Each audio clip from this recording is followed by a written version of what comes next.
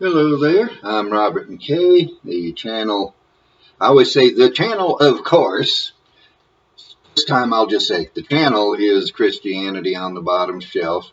I'm not sure how I'm going to like the final result as far as the lighting goes. I've got a light right down here trying to light my face so you can see it, trying to light me, but it's going to cast shadows and it may be glaring. We'll see. I'm thoroughly amateur. And as they used to say, we interrupt this program, and it was never for anything I cared about. I realized as I was going through this series on the TULIP that it would be wise, just as I had done an introductory video, to do a summary video. And so I'm going to record that. I just finished, and if you've been watching this series, you've noticed it's the same shirt all through.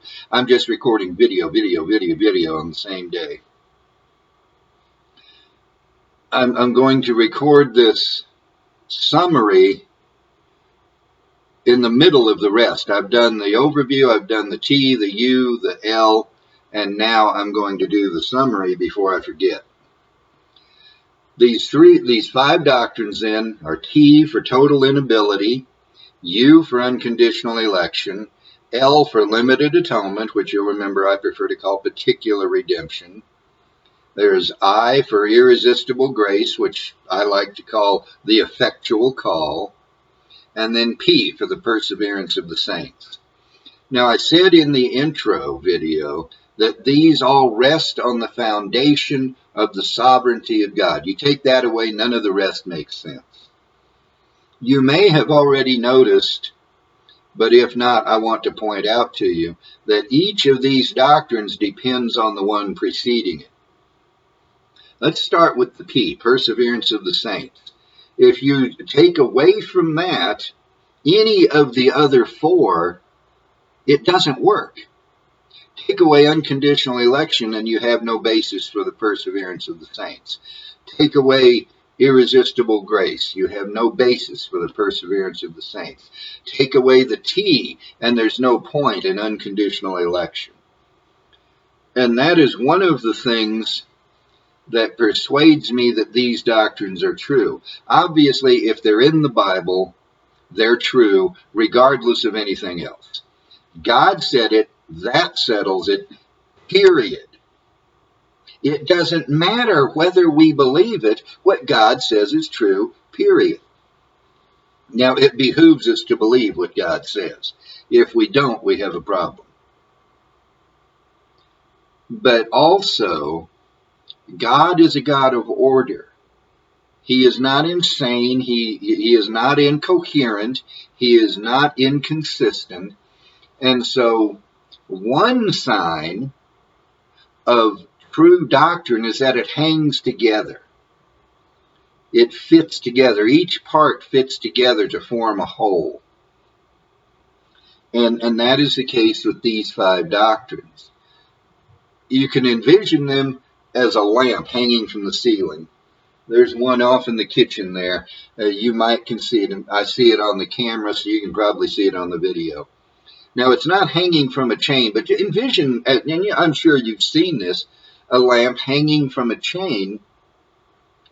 Break one link, and the whole thing comes down. It can be the last link, it can be the first link, it can be a link in between. One link. You break it, and the lamp is on the floor busted, and you're saying, okay, I can't afford to fix this. Maybe you can. Some of us, we get by. We're not poor, we're not broke, we're not starving, but a major repair is major.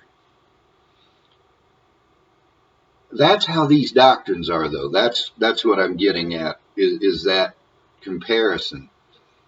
If you break any link in this chain of these five doctrines, the whole thing fails. They hang together. So if one is true, but another is not, then we have no system. And we're left saying, how can this be true if the others aren't? On the other hand, if one is true, then the others follow naturally. If man is totally unable to please God in any sense, if he is spiritually dead, as Paul said, dead in trespasses and sins, if that is how man is, then unconditional election is a necessity. And limited atonement is a necessity. And irresistible grace is a necessity. And the perseverance of the saints is a necessity. All these follow naturally from total inability. If we were able to come to God on our own, God would not need to elect us. He would not need to have that effectual atonement. He could just make it general. He would not need to employ the effectual call. He would not need to cause us to persevere. It would already be within us. Therefore, if you have the T, then you have to have all the rest, or else there can be no salvation. And that's the thing I want you to understand at this point. We've gone through the individual doctrines. I've explained them. Hopefully, I've made them clear enough that you understand them. And now what I want you to understand is you can't pick and choose. You can't be a 4-point Calvinist, as some claim to be. Because any point you take off destroys the unity of the system. It's like saying you're a horse without a horse's head. Stick a cow's head on it. Well, it's not a horse anymore, is it?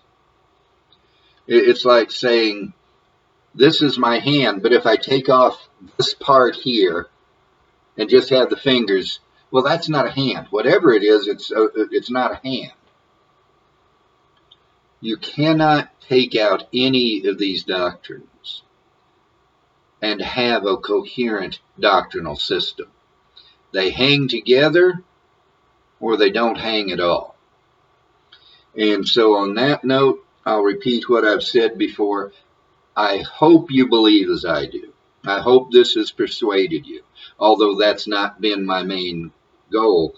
That main goal is that you understand, and I hope I've achieved that.